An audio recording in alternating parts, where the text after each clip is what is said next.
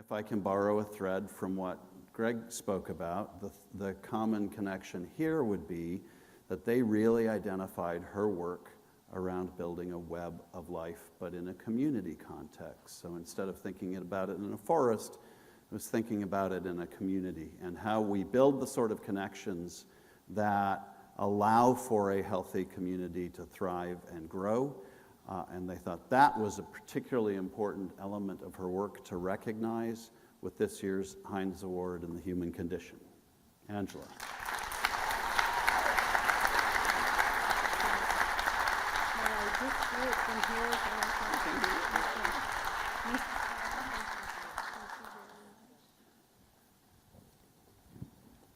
So I'm deeply grateful for this rather profound and meaningful form of encouragement that you've created. Thank you so much. Thank you to the Heinz family and to the staff of Heinz Endowment. So a few years ago, I'm just realizing I don't have the clicker. This is common for me. To discover that I don't have the technology in my hand that I need. So a few years ago in Houston, we were welcoming wave after wave of people coming to our city from around the world. At the same time, we were welcoming people who came to Houston because of Katrina. And it was at that moment I began to be fascinated with the story of when things fall apart, what happens next?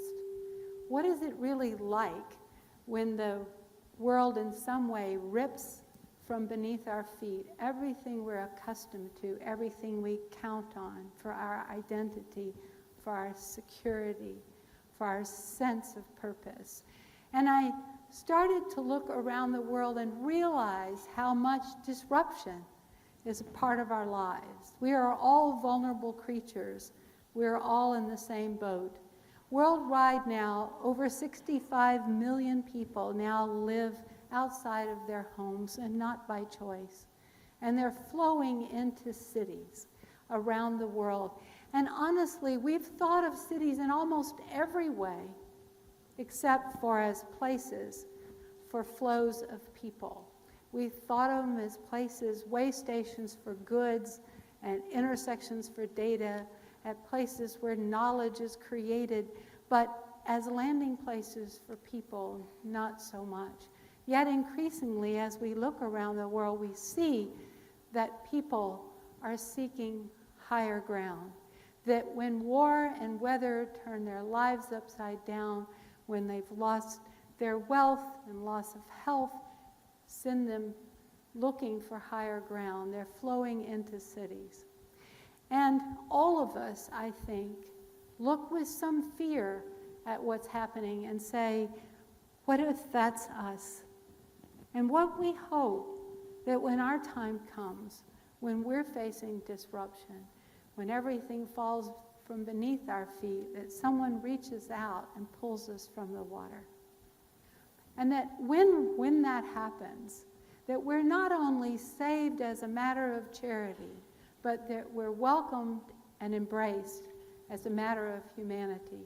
See, and I think the cities of the future, the greatest cities of the future, will be those that create landing places, welcoming places, where people who are displaced and sent into uncertainty can be made to feel at home, but also given the opportunity to earn, learn, and belong. Wherever I've been, in shelters and refugee camps, in community centers, all over the world, the things that unite us are these yearnings, these three common hungers. So I see cities as these places where we can create the means by which people not only can land, but we build on-ramps to opportunity. And I'll tell you that the greatest countries of the future will not be those that build walls, turn back boats, and slam doors.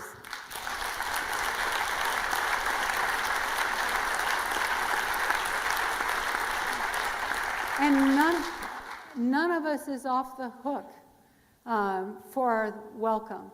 We own this country, and the ground we stand on, we must hold for the next person who's coming. This is what we owe the world, and we must stand that ground no matter what. And that ground is a place of opportunity and hope, an embrace of the human spirit. We must come to see that disruption is the opportunity for an expression of deep faith in the possibility of generosity and connection and closeness and love. Because I truly, truly believe the human spirit is not extinguishable. It is a light, and it burns, and we support it and nurture it and embrace it by what we do with one another when we need it most. Thank you.